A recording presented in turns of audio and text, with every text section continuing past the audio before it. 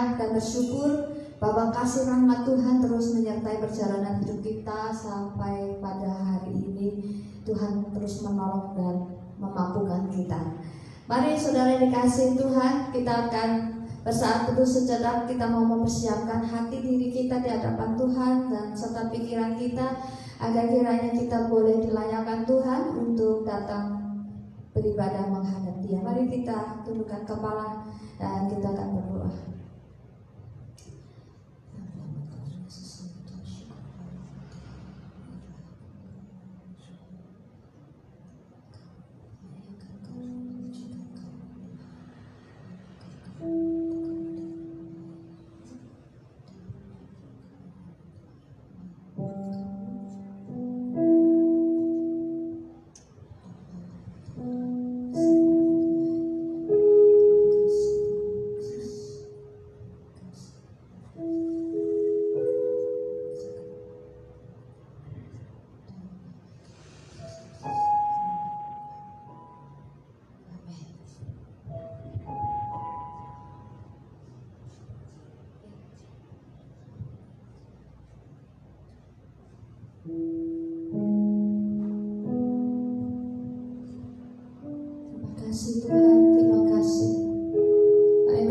Tuhan, pada pagi hari ini Engkau telah mengawal kehidupan kami sampai pada hari ini.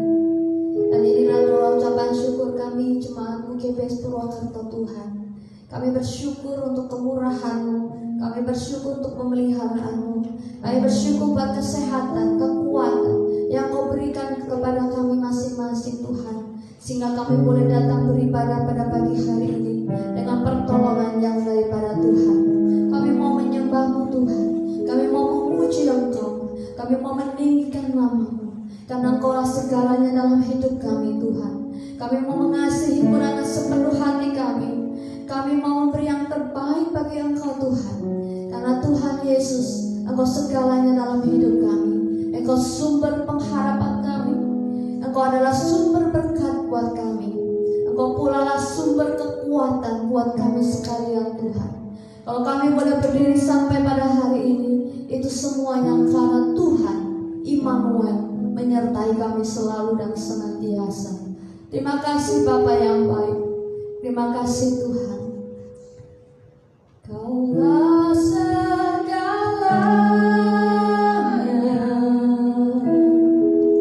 di dalam hidupku.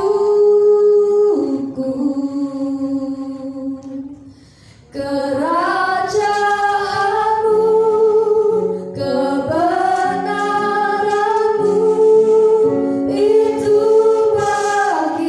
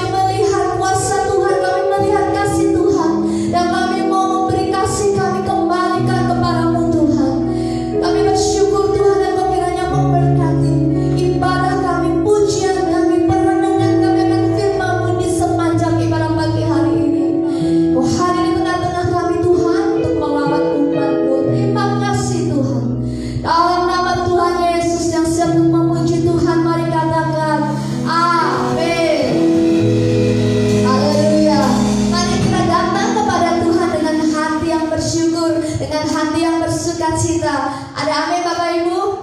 Haleluya.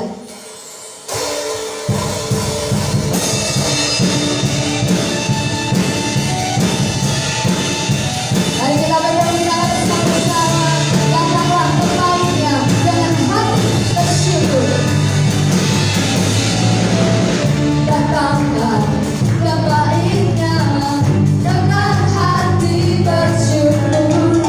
Datanglah batarannya dengan hati bersuka-cita dan lihatlah betapa baiknya Tuhan. Sekarang ya berlindung padanya. Akan bersorak-sorak, akan bersorak-sorak, bersyukurlah kepada Tuhan. Selama Dia baik, kuasanya selamanya, kasih setianya. Bersyukurlah kepada Tuhan. Selama Dia baik, kuasanya selamanya, kasih setianya.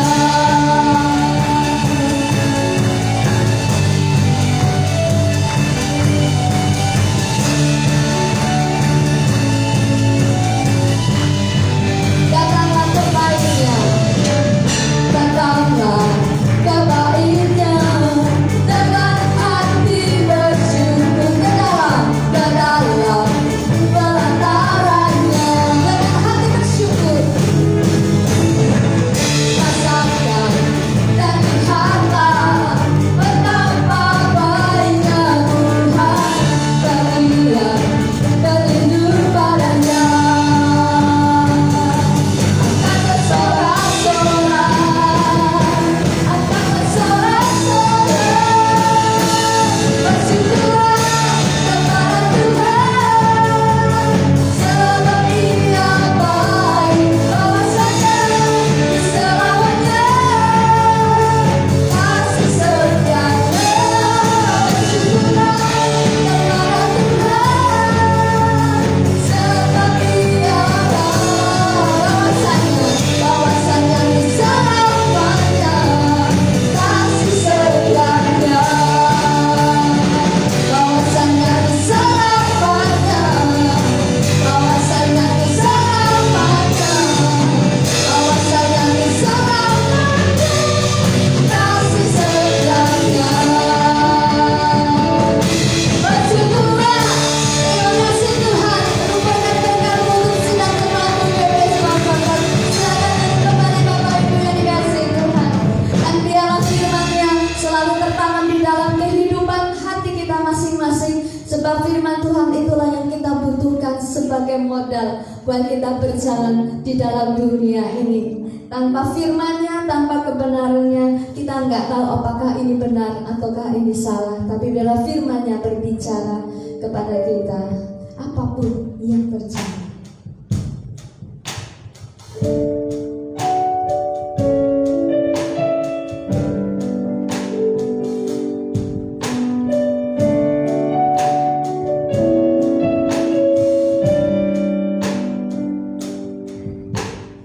Apapun yang terjadi dalam hidupku ini, tak pernah ku ragukan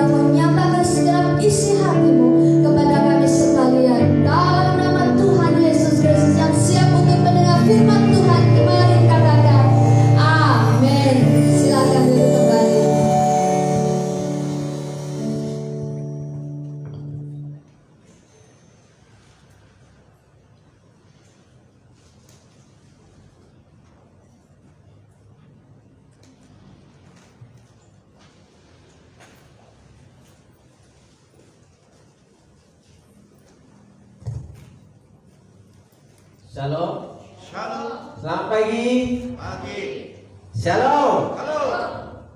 Puji nama Tuhan, Bapak Ibu dan Saudara. Pada pagi hari ini saya mengajak saudara untuk membedah kasus, ya, membedah kasus yang ada di dalam Alkitab kita di minggu tanggal 28 Agustus.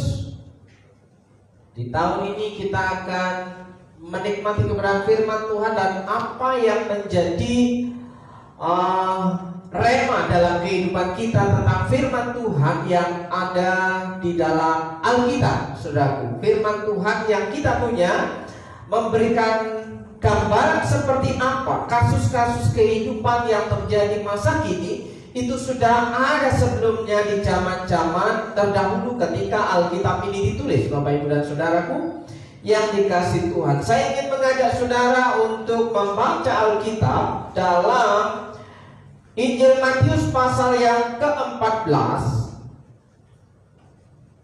Injil Matius pasal yang ke-14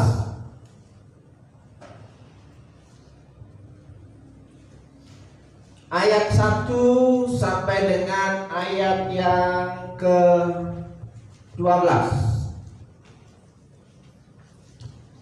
Injil Matius pasal yang ke-14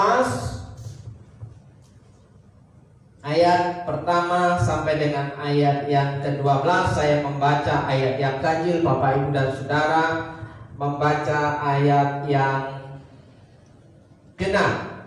Yohanes Pembaptis dibunuh. Ini kasus pembunuhan yang ada di dalam Alkitab, dan ini kasus pembunuhan berencana, Bapak Ibu dan dikasih Tuhan. Ya. Ayat yang pertama berkata demikian, pada masa itu sampailah berita-berita tentang Yesus kepada Herodes raja wilayah.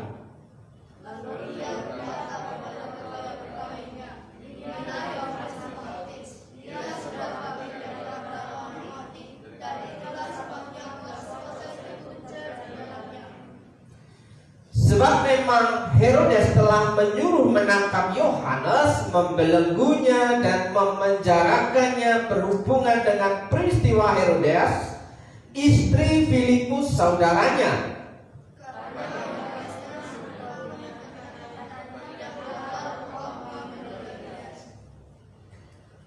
Herodes ingin membunuhnya, tetapi ia takut akan orang banyak yang memandang Yohanes sebagai nabi.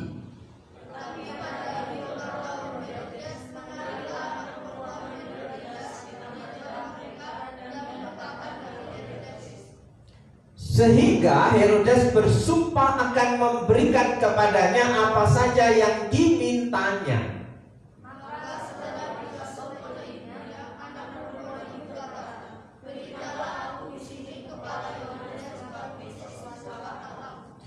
Lalu sedihlah hati raja, tetapi karena sumpahnya dan karena tamu-tamunya diperintahkannya juga untuk memberikannya.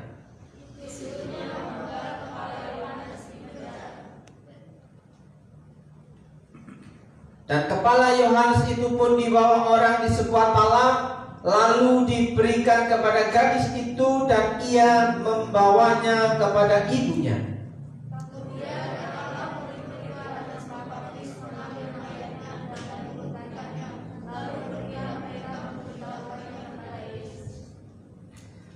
Demikian pembacaan firman Tuhan pada pagi hari ini, Bapak Ibu dan Saudara. Kita akan belajar dalam kasus ini, ya, yang tercatat dalam Injil Matius pasal yang ke-14 ayat yang pertama sampai dengan ayat yang ke-12. Hari ini saya akan memberikan satu tema, yaitu obsesi ibu, beban bagi anak. Obsesi ibu, beban bagi anak. Apa itu obsesi? Saudaraku yang dikasih Tuhan, seringkali kita mendengar saya terobsesi, orang itu terobsesi, ya kan? Sebenarnya obsesi ini sesuatu yang positif atau sesuatu yang negatif, ya kan? Saudaraku yang selama ini kita memahami bahwa kata obsesi itu sesuatu yang biasa. Tapi ketika saya belajar tentang makna kata obsesif itu adalah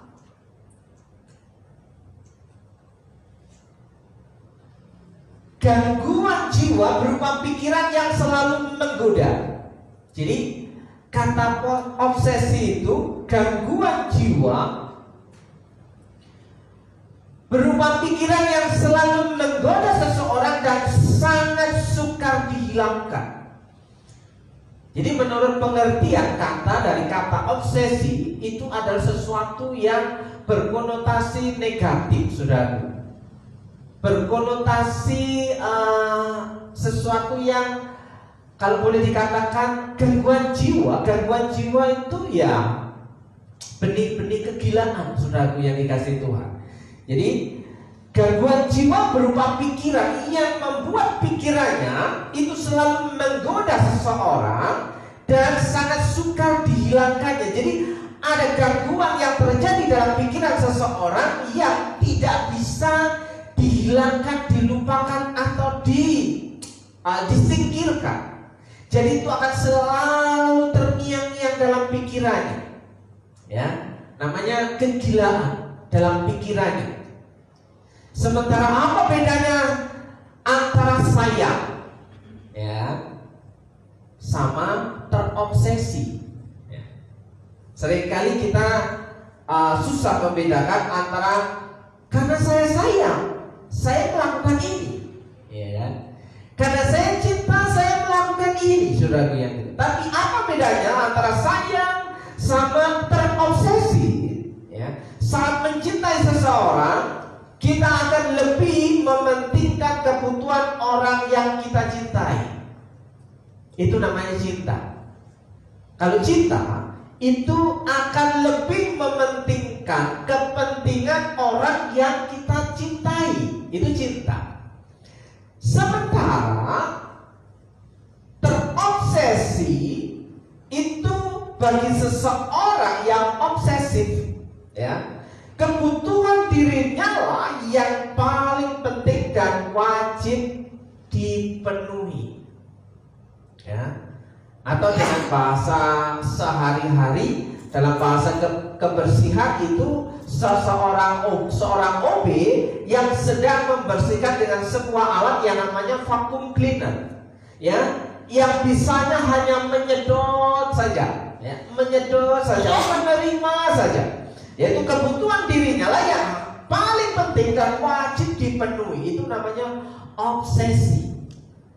Ada gangguan kejiwaan yang mempengaruhi pikirannya, yang selalu menggoda untuk dipenuhi dan harus terlaksana. Itu hukumnya wajib, ya, sangat sukar dihilangkan dari kehidupannya. Obsesi. Jadi kalau obsesi ibu, apa dampaknya terhadap anaknya? Kita akan melihat di sini ada kasus yang terjadi dalam Alkitab yang akan kita bahas pada hari ini, saudaraku. Pelajaran penting apa yang dapat kita petik dari kisah hidup kasus yang terjadi dalam Alkitab ini, saudaraku yang dikasihi Tuhan. Ya, obsesi ibu, beban bagi anak. Kita jatuh pada pilihan Matius pasal 14 ayat yang ke-8. Ya. Maka setelah dihasut jadi dipengaruhi oleh ibunya, anak perempuan itu, ya, seorang anak perempuan, seorang putri itu berkata, "Berikanlah aku di sini kepala Yohanes Pembaptis di sebuah tanah." Jadi berawal dari keinginan, ya, yang dipaksakan oleh seorang ibu terhadap anaknya. Jadi ini yang namanya obsesi ibu yang menjerumuskan anaknya, putrinya, ya, seorang ibu yang memberikan beban bagi kehidupan anaknya. Akhirnya anaknya tidak bisa memiliki pilihan yang lain, mau tidak mau harus melakukan apa yang dimaui oleh ibunya. Ada gambaran yang seperti itu, ya. Bukan hanya seorang ibu, tapi dengan seorang bapak pun bisa terjadi demikian, Bapak Ibu dan Saudara yang dikasihi Tuhan. Ya, ada orang tua ya yang punya obsesi bahwa anaknya ini harus jadi seperti ini, ya kan? Pernahkah Bapak Ibu dan Saudara punya pengalaman ya menjadi korban obsesi orang tua? Ya, misalkan memaksa impian ya yang mengganggu yang harus dilaksanakan. Obsesi menjadikan anak kita itu seorang misalnya dengan latar pendidikan yang tidak mau harus dipilih adalah masuk dalam jurusan A atau jurusan B. Ya. Pilihan yang tidak dapat dipilih oleh seorang anak di dalam sebuah keluarga. Ya. Salah satu contoh adalah kalau anak kita ya menginginkan satu jurusan dalam bidang kuliah, terus kita memaksakan pilihan kita bahwa kamu harus memilih jurusan ini. Kira-kira apa yang terjadi dengan anak kita? Ya. Kira-kira apa yang terjadi dengan anak-anak kita ketika kita memaksakan apa yang tidak bisa dilakukan oleh anak kita? Saudaraku, demikian juga gambaran seorang ayah atau seorang ibu yang terjadi dalam sebuah rumah tangga ya, yang mengharapkan memiliki seorang anak laki-laki atau seorang anak perempuan, ya kan?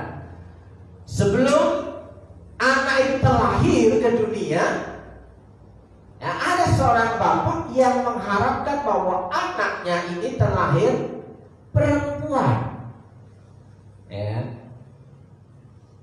tanpa tahu bahwa ya dikondisikan, ya, direncanakan. Seharusnya seseorang yang bikin anak itu sudah bisa direncanakan apakah berjenis kelamin laki-laki atau berjenis kelamin perempuan, bukan karena tidak sengaja, ya kan? Bukan karena tidak sengaja akhirnya terjadilah kehamilan. Jadi itu anak yang tidak dikehendaki karena kejadiannya tidak disengaja. Kalau sesuatu yang tidak disengaja, pemberian yang tidak disengaja, kejadian yang tidak disengaja itu tidak mengenakan. Saudara yang dikasihi Tuhan, ya. Ketika orang tua mengharapkan anaknya yang dikandung istrinya, seorang suami yang mengharapkan seorang anak perempuan yang dikandung istrinya yang tidak tahu apakah janin yang ada di dalam kandungan istrinya itu laki-laki atau perempuan, tapi dia memaksakan untuk lahir perempuan. Tapi pada faktanya yang terjadi lahirlah seorang anak laki-laki. Saudara yang dikasihi Tuhan. Tapi perlakuan yang diberikan oleh bapaknya ketika melihat anaknya faktanya yang terlahir itu laki-laki, tapi pada perlakuan yang diberikan itu masih perlakuan seorang perempuan. Kira-kira apa yang dilakukan bapaknya? Faktanya anaknya terlahir laki-laki tapi harapannya perempuan, tadi itu dipaksakan. Ya, saya masih teringat ketika saya waktu masih berumur 4 tahun. Ya, pada waktu itu saya masih dibelikan pakaian wanita sama bapak saya. Saya adalah anak yang diharapkan terlahir perempuan. Sehingga perlakuan yang diberikan oleh orang tua, terkhusus ya bapak saya ya memberikan pakaian perempuan. Ya, umur 4 tahun masih diberikan rok. Ya, kira-kira kalau saudara sebagai orang tua apa yang Bapak Ibu pikirkan tentang hal itu. Padahal faktanya ini adalah laki-laki. Saudara yang dikasih Tuhan. Ya. Jadi obsesi, kemauan yang harus dilakukan, yang tidak bisa dihilangkan, walaupun faktanya di depan mata itu yang terjadi berbeda. Saudaraku yang dikasih Tuhan, ada banyak lagi pemaksaan-pemaksaan yang dilakukan oleh banyak orang tua terhadap anak-anaknya. Ya. Ada anaknya yang punya hobi, ya, ingin kuliah jurusan sastra, ingin kuliah jurusan bahasa, tapi dipaksakan kuliah di jurusan hukum. Kira-kira nyambung nggak antara bahasa, antara sastra dengan jurusan hukum? Saudaraku yang dikasih Tuhan. Nah, di sini akan terjadi pergolakan-pergolakan yang dialami seorang anak, bahwa dia harus mewujudkan impian orang tuanya. Akhirnya apa yang terjadi, Bapak Ibu dan Saudara? Ya, yang harusnya kuliah itu ditempuh 4 sampai 5 tahun, bisa lebih daripada 5 tahun. Ya. Ada bahkan yang sampai 7 tahun karena salah memilih jurusan yang tidak diminatinya, jurusan yang tidak dikehendakinya. Nah, saudaraku, yang menjadi korban adalah seorang anak. Perenungan bagi kita, Bapak Ibu dan saudaraku yang dikasih Tuhan. Ya, obsesi itu terkadang membuat seseorang membabi buta dalam mengambil keputusan. Ya.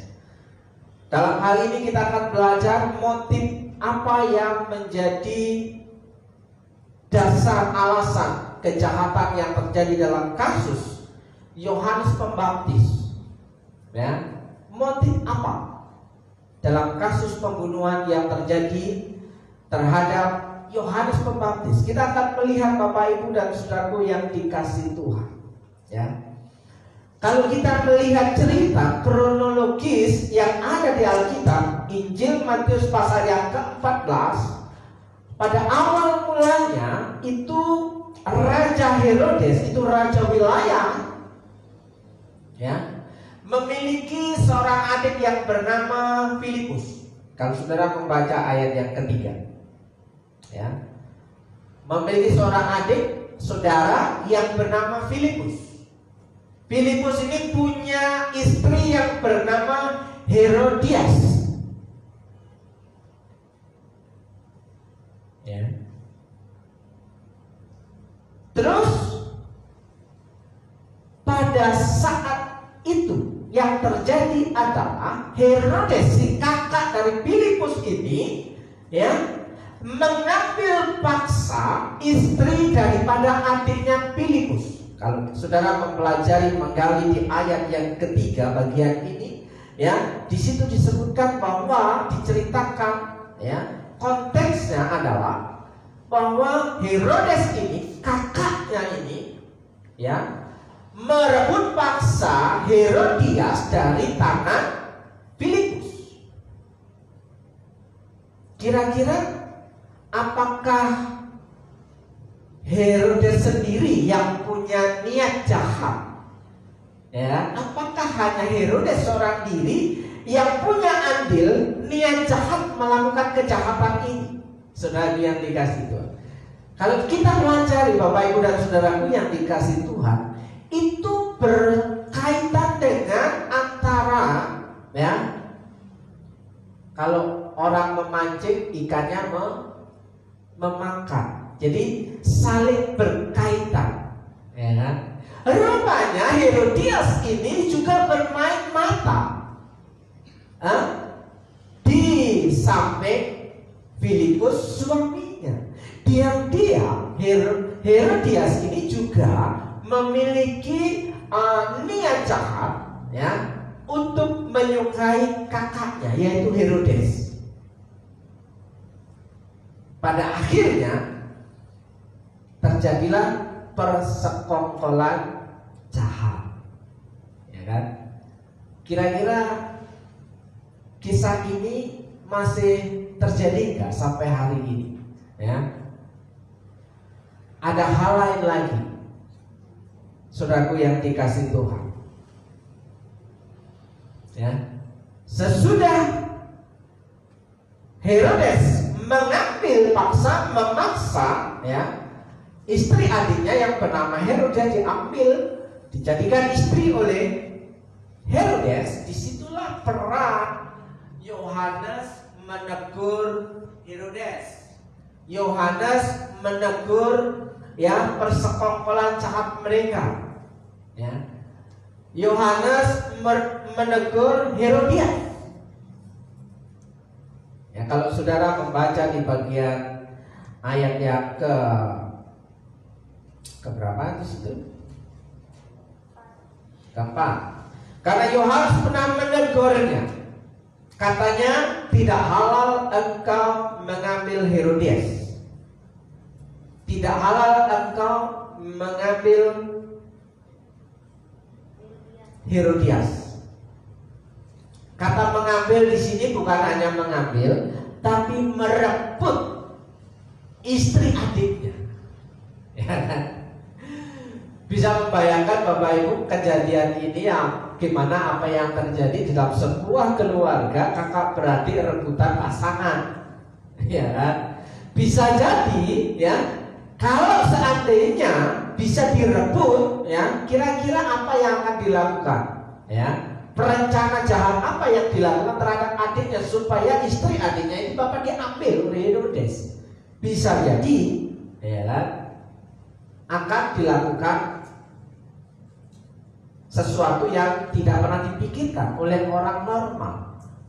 Ya, kira-kira kalau pasangan kita, ya, melakukan tindak penyelewengan, ya, apalagi ada pihak orang yang ketiga melakukan sesuatu yang di luar batas etika masyarakat, kira-kira apa yang akan kita lakukan? Ya. Seperti saudara melihat kasus-kasus yang terjadi yang sedang viral, yang menjadi trending topik adalah demi harkat dan martabat, demi marwah keluarga, akhirnya akan menjadi satu tindakan keputusan di luar nalar yang normal, saudara. Dan ini dialami oleh Yohanes Pembaptis, Bapak Ibu dan saudaraku. Tidak halal engkau mengambil Herodias, tidak halal engkau mengawini istri adikmu sendiri, ya kan? Tidak halal engkau merebut. Nah, ini kasus yang terjadi dalam Alkitab, saudaraku. Ya. Dan disitulah Herodes dengan gelap mata, ya, bertambah dengan persekongkolan jahatnya dengan Herodias, ya, mereka mengadakan satu rencana jahat. Ya, akhirnya apa yang terjadi? Yohanes Pembaptis dijebloskan ke dalam penjara atas kemauan Herodias. Yang punya kuasa Herodes, ya. Nah, saudaraku yang dikasih Tuhan, apa yang melatar belakangi motif ini nanti pada akhirnya, saudaraku, sehingga Yohanes Pembaptis itu, ya, mengalami kematian yang mengenaskan. Bukankah Yohanes Pembaptis itu mengatakan sesuatu yang benar? Pada waktu itu dikatakan bahwa Yohanes Pembaptis itu adalah pembuka jalan bagi kerajaan Allah, bagi kedatangan Tuhan Yesus dalam pelayanannya memberitakan kerajaan Allah. Ialah yang berseru-seru di padang gurun, yang membuka jalan bagi kedatangan Mesias untuk memberitakan kebenaran firman Tuhan. Nah, saudaraku yang dikasih, motifnya yang pertama yang saya dapatkan adalah memiliki dendam pribadi. Ya. Karena ditegur, biasanya orang yang ditegur itu ada yang menerima, ada yang tidak menerima. Ya kan? Karena teguran itu bisa jadi mempermalukan seseorang, ya. Kalau ditanggapi secara negatif. Teguran itu bisa menjadi positif jika seseorang sadar bahwa yang dilakukannya salah. Jadi motif pembunuhan yang terjadi dalam kasusnya Yohanes Pembaptis yang pertama adalah adanya dendam pribadi, tidak rela ditegur. Kamu tidak halal mengawini adik istri dari adikmu, apalagi merampasnya. Ya, saudaraku yang dikasih Tuhan, dendam. Herodias pun juga dendam. Ya, karena menghalang-halangi juga keinginannya, rupanya saling berkaitan, saudaraku yang dikasih Tuhan. Ya. Terus yang kedua, ingin memiliki kuasa. Ya, kita tidak tahu Filipus itu berapa kayanya, punya kuasa atau tidak.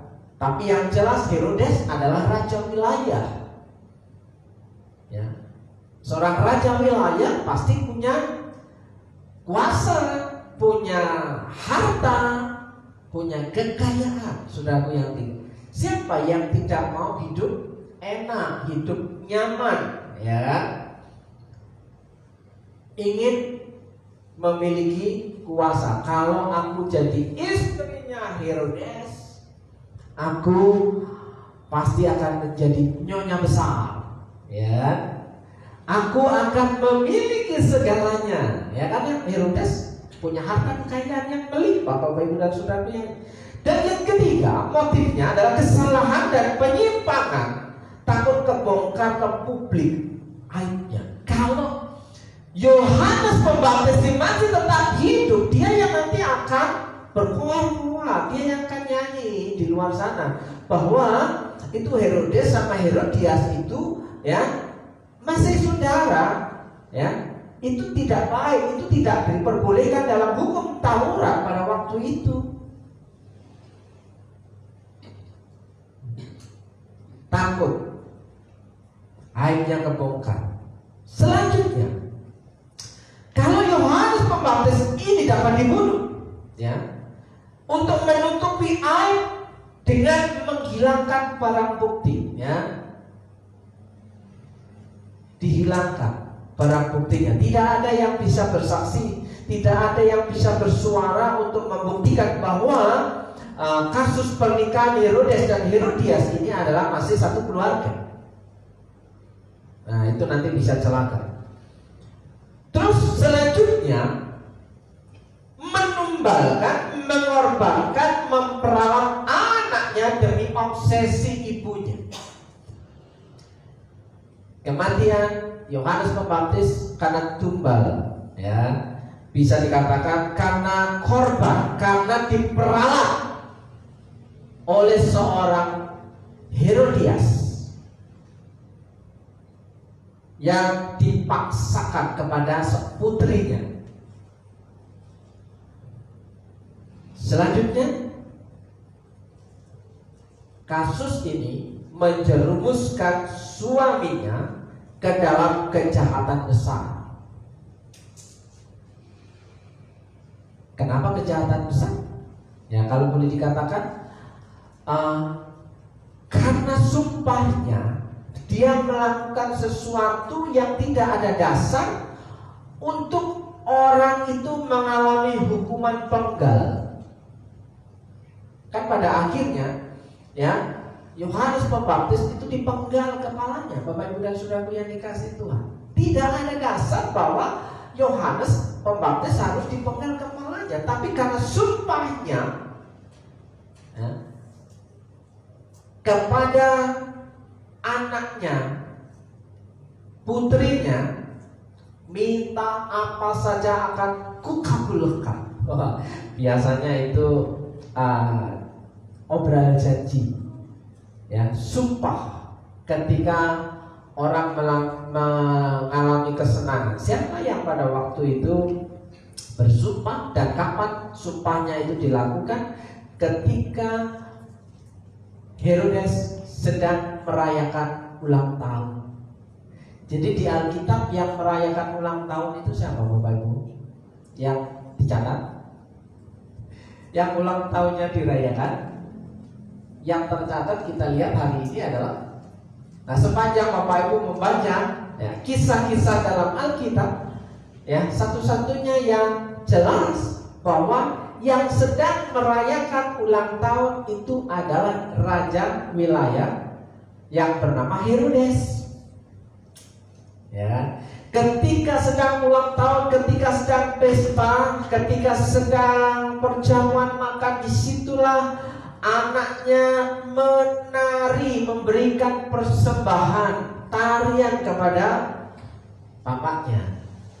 Dan bapaknya merasa senang, dan disitulah bapaknya memberikan obral janji, sumpah, apa saja yang kamu minta akan kuberikan. Ya.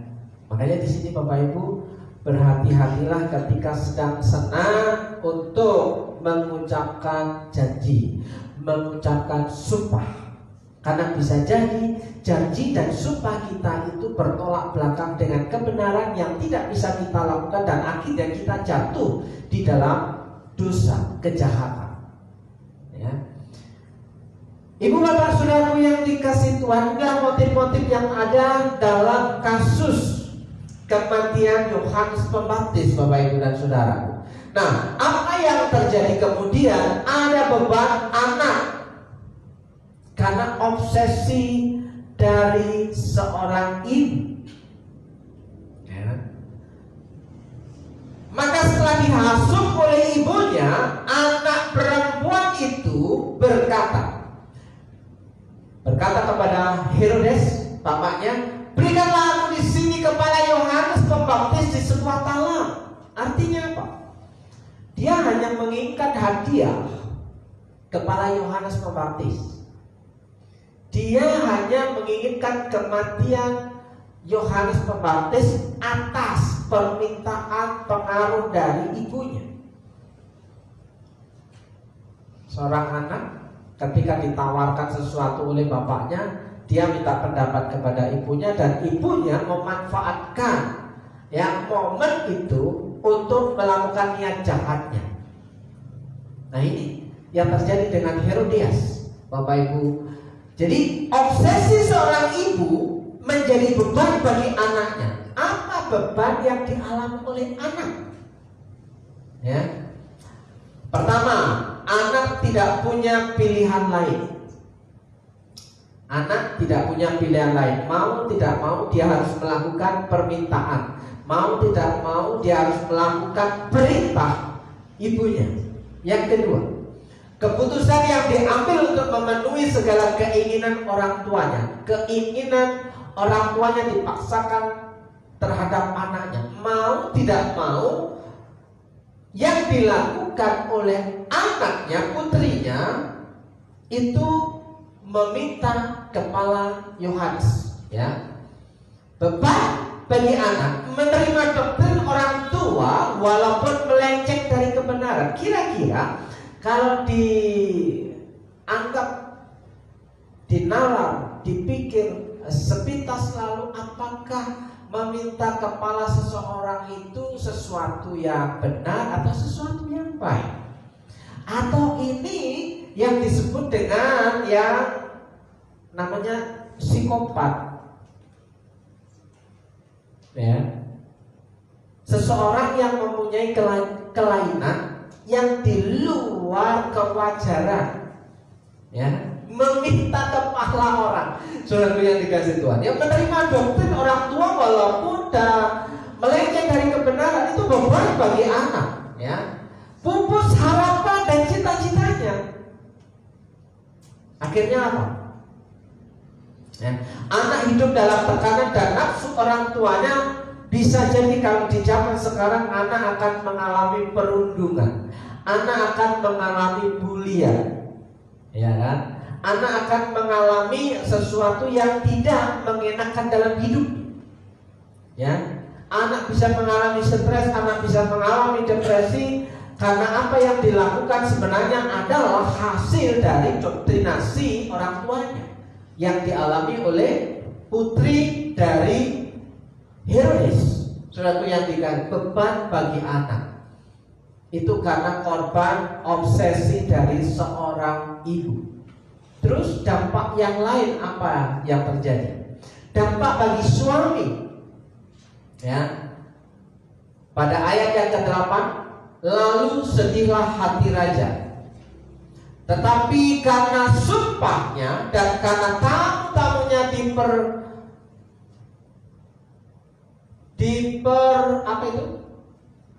diperintahkannya juga untuk memberikannya. Jadi perkataan raja itu tidak bisa dibatalkan, perkataan raja itu tidak bisa dicabut. Jadi apa yang dikatakan raja itu harus terlaksana.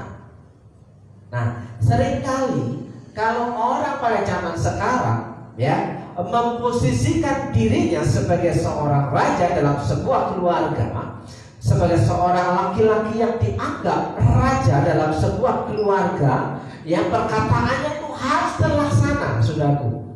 Apa yang dikatakan tidak boleh dibantah. Itu kita melihat di sini bahwa apa yang dikatakan Herodes itu tidak bisa dicabut. Apa yang dikatakan sumpahnya, apa saja yang kamu minta akan kuberikan kepadamu. Dan itu tidak bisa dicabut ketika yang diminta oleh putrinya adalah kepala Yohanes Pembaptis, saudaraku. Jadi sabda raja itu harus terjadi. Seringkali kita ingin memposisikan diri kita di tengah-tengah keluarga menjadi seorang raja, tapi apakah apa yang kita katakan itu bisa sesuatu yang dikatakan benar? Ini menjadi perenungan bagi orang tua, apalagi bagi suku-suku tertentu yang menganggap bahwa seorang laki-laki dalam rumah tangga itu adalah seorang raja. Apakah itu sudah menjadi sesuatu yang membuat keluarga itu semakin dekat kepada Tuhan? Nah, saudaraku, apa dampak bagi suami, ya, atas obsesi seorang ibu, obsesi seorang istri, ya? Suami yang tidak takut akan Tuhan tidak bisa punya prinsip hidup benar di hadapan Tuhan. Jika punya pasangan yang obsesif, maka pasangan sebelahnya akan melakukan tindakan. Jika ia tidak takut akan Tuhan, tindakannya pasti akan salah, ya, cenderung melakukan kejahatan. Kalau seorang laki-laki yang tidak takut akan Tuhan, yang di bawah pengaruh seorang istri yang obsesif, yang kemauannya harus dilakukan, ya, maka yang terjadi dampaknya bagi suami yang tidak takut akan Tuhan, dia akan cenderung melakukan kejahatan. Misalnya, jika seorang suami memiliki seorang istri, ya, seorang istri yang mendorong suaminya untuk kehidupan yang hedon, ya, maka suaminya akan kerja keras banting tulang untuk memenuhi kemauan seorang istri. Bapak Ibu yang dikasih, kenapa ada banyak yang terjadi kasus-kasus korupsi yang terjadi di negeri ini?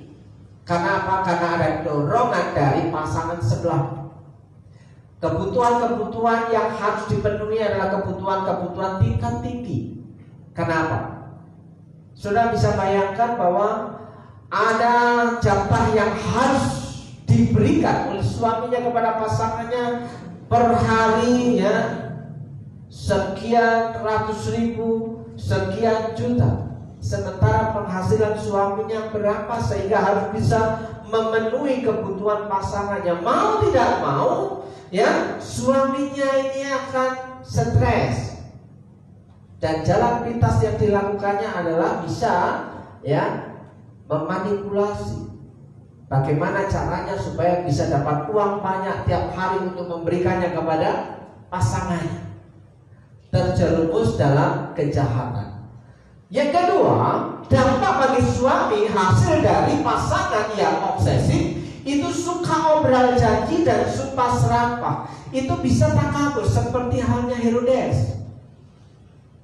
Takabur.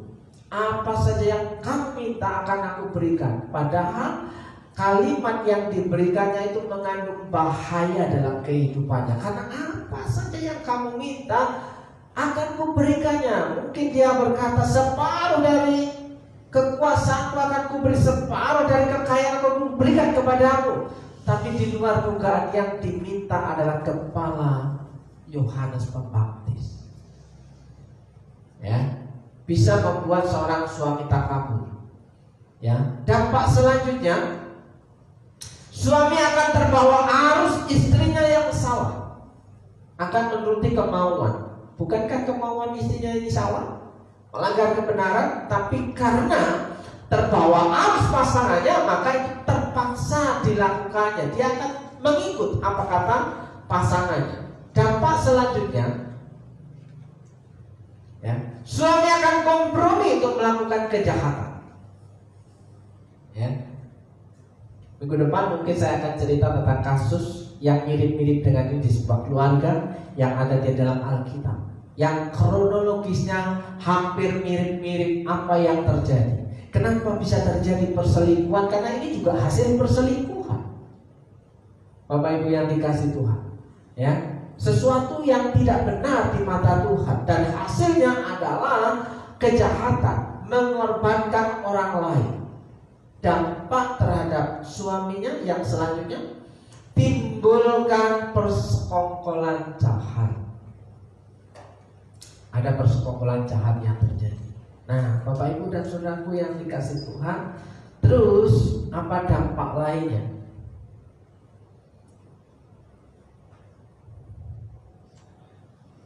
Anak berada pada perlindungan yang salah. Anak berada pada perlindungan atau payung perlindungan yang salah. Ya, anak berada pada posisi yang salah. Karena anak hanya akan memandang bahwa dalam hidupnya itu yang ada hanya kekuasaan dan kekayaan. Kalau itu yang terjadi, maka segala cara akan dihalalkan oleh seseorang, karena yang dituju adalah kekuasaan dan kekayaan. Nah, saudaraku yang dikasih Tuhan, ini yang terjadi, dampak-dampak bahwa pasangan yang obsesif, ya, bisa berdampak bagi anaknya tertekan, ya, bisa berdampak bagi suaminya. Ya, suaminya menjadi pasangan yang terjerumus dalam kasus kejahatan. Ya, seorang anak layak menjadi diri sendiri. Seorang anak itu sesungguhnya layak menjadi diri sendiri. Makanya tugas orang tua adalah mendampingi, menguatkan, memfasilitasi anaknya mau jadi apa. Jadi mendorong apa yang menjadi keinginan anak yang positif, bukan keinginan anak yang negatif. Ya, layak menjadi diri sendiri yang benar, bukan yang tidak benar. Ya, misalnya, kalau anak kita bisa diarahkan, kamu minat gak dalam bidang ini? Kamu punya bakat, punya talenta gak dalam bidang ini? Kita arahkan. Ini dampak bahwa seorang anak itu layak menjadi dirinya sendiri, ya, supaya ia bisa menikmati hidupnya tidak di bawah tekanan, ya, kemauan dan harapan orang tua. Ya, pastinya setiap orang tua akan mengharapkan anak-anaknya menjadi anak yang baik, punya masa depan, ya. Itu tidak salah. Tapi bagaimana caranya kita memberikan keinginan kita itu disesuaikan dengan apa yang menjadi kapasitas anak-anak kita, ya. Kalau kita terlalu memaksakan kehendak kepada anak-anak kita, maka anak-anak kita lama-lama menjadi korban, ya, keinginan kita. Saudaraku, seorang anak layak untuk menjadi dirinya sendiri, ya, bimbing dan arahkan dan dampingi anak untuk berkarya. Anak untuk berkarya bukan untuk menjadi dirinya yang tidak benar. Anak untuk berkarya. Kalau anak bisa berkarya, dia bisa menentukan nasibnya sendiri, dia bisa mandiri, dia bisa mencukupi kebutuhannya sendiri, dia bisa mengelola keluarganya sendiri. Maka anak itu akan menikmati hidupnya dan keluarganya, tidak di bawah bayang-bayang kuasa orang tua. Seberapa banyak orang yang masih ada di bawah bayang-bayang kekuasaan orang tua? Ya, orang tua masih memberikan intervensi kepada anak-anaknya. Padahal anaknya ketika sudah berkeluarga, dia punya tanggung jawab bersama dengan pasangannya. Saudaraku yang dikasihi Tuhan, ya, bimbing dan arahkan dan dampingi anak untuk berkarya sesuai dengan talenta dan panggilan Tuhan dalam hidupnya. Jangan biarkan anak kita terjerumus dan masuk ke jurang maut, menjadi pelaku kejahatan. Ya, mungkin ada anak-anak kita yang mau jadi pembalap misalnya. Sekarang di Purwokerto apakah sudah ada kejuaraan balapan yang menghasilkan uang? Kalau ada, tidak masalah. Tapi kalau itu menjadi potensi kejahatan di jalan, ya kita arahkan bahwa itu tidak benar. Ya kan? Contoh, ya, karena anak punya minat, ya coret-coret di dinding, ya, coret-coret di dinding, ya, bikin gambar, bikin lukisan di dinding. Kalau memang dia punya bakat melukis, ya, nggak ada salahnya. Dindingnya itu dicoret-coret dengan lukisan-lukisan imajinasionernya dia. Bagaimana dia mau wujudkan ekspresinya, kita fasilitasi. Kalau dindingnya udah penuh, kita berikan kanvas, ya, untuk mewujudkan talenta yang terpendam dalam kehidupannya. Nah, saudaraku yang jangan terlalu overprotective terhadap anak-anak kita. Kamu tidak boleh ini, kamu tidak boleh itu. Kalau anak tidak boleh ini, tidak boleh itu, apa yang terjadi? Tekanan lagi yang terjadi terhadap diri seorang anak. Kira-kira kalau kita hidup di bawah tekanan seperti itu, apakah kita bisa menikmati hidup kita? Ini satu perenungan bagi kita sebagai orang tua, ya. Yang seharusnya dilakukan oleh orang tua adalah mengarahkan untuk melakukan hal yang benar di dalam Tuhan. Itu yang menjadi poin penting. Pendampingan terhadap anak kita bukan memaksakan kehendak kepada anak-anak kita, sehingga nanti tidak muncul kasus-kasus kekerasan dalam rumah tangga. Saudaraku yang dikasihi Tuhan. Oke, seorang anak layak untuk menjadi diri sendiri.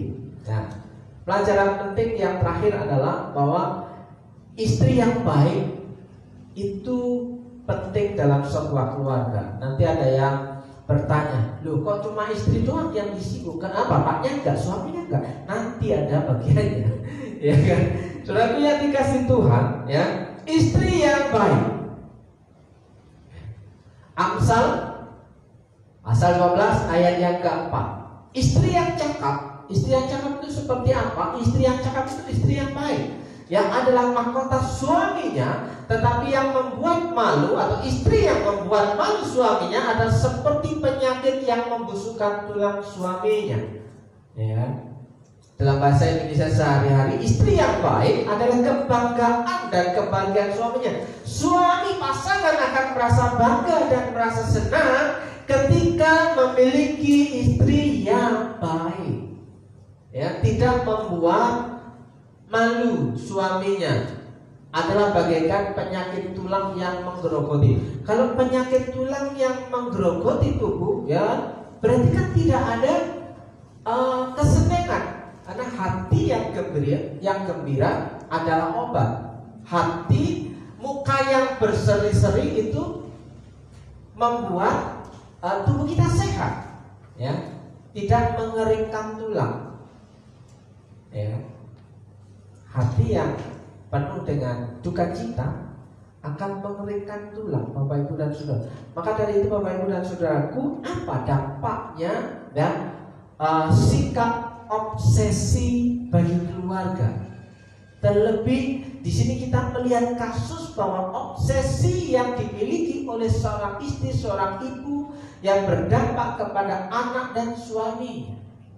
Apakah kita bisa mengambil pelajaran penting yang terjadi dalam kasus Yohanes Pembaptis? Saudaraku yang dikasihi Tuhan, mari kita sama-sama merenungkan kebenaran firman Tuhan pada hari ini. Berlanjut untuk kisah selanjutnya, bahwa bagaimana sebuah keluarga itu bisa mengalami perpecahan, itu akan dilanjutkan di minggu depan, Bapak Ibu dan Saudaraku yang dikasihi Tuhan.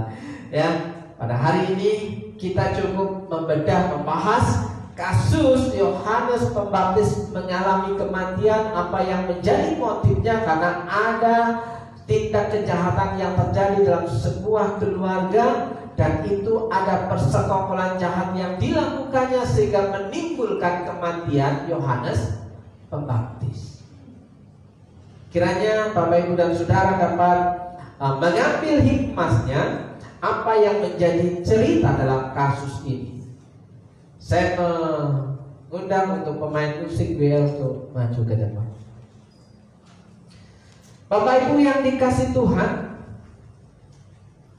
kiranya kita menjadi orang-orang yang dianggap benar di hadapan Tuhan.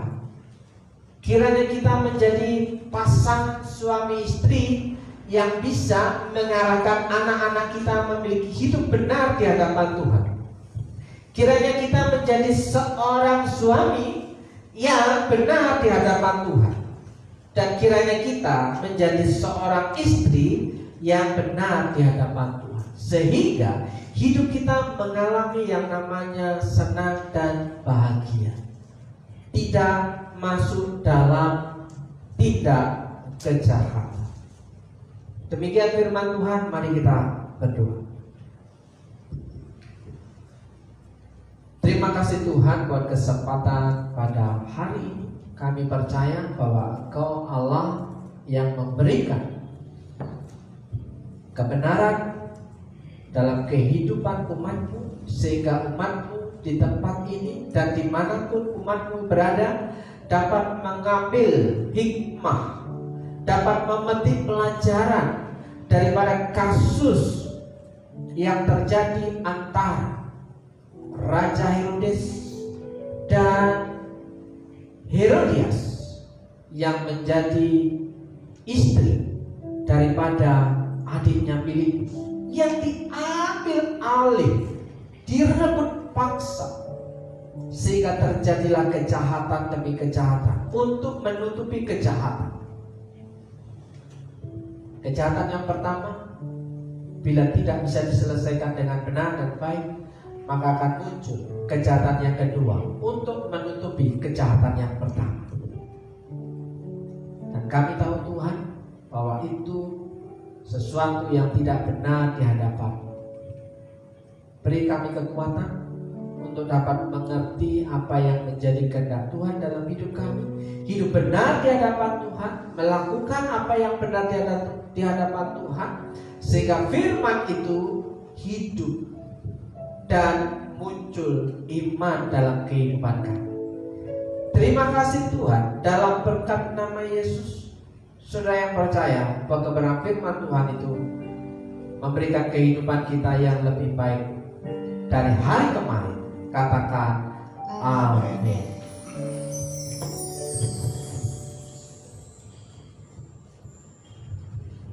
Puji Tuhan, saatnya kita akan memberikan persembahan buat pekerjaan Tuhan di tempat ini. Kita tundukkan kepala, sebelumnya kita berdoa.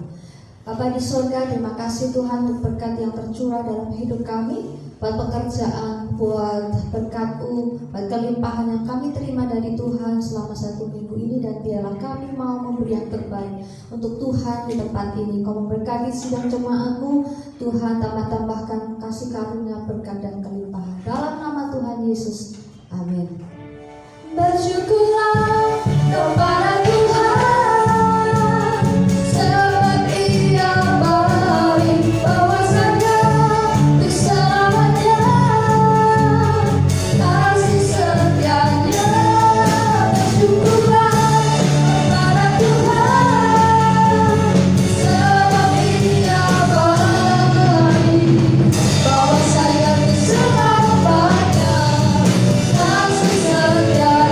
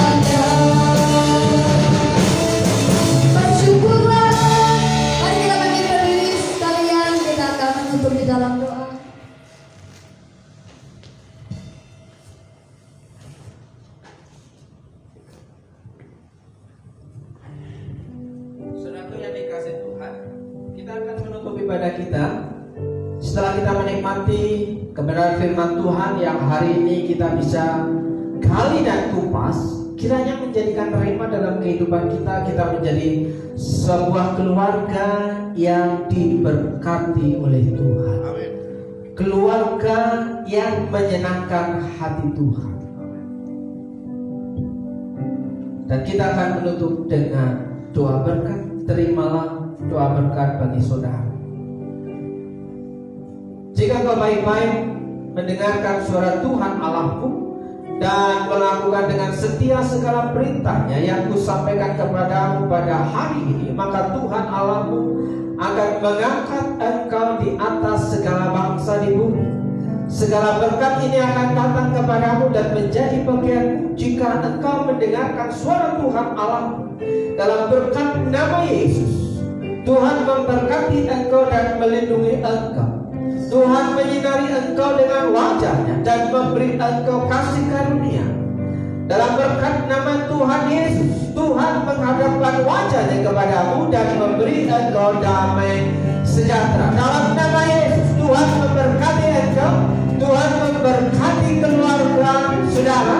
Tuhan memberkati pasangan saudara. Tuhan memberkati anak-anak saudara. Seisi rumah saudara dengan menikmati berkat-berkat yang baru di dalam Tuhan. Dalam nama Yesus, Tuhan memberkati pekerjaan-pekerjaan saudara. Tuhan memberkati usaha saudara, warung saudara, toko saudara, cerita saudara.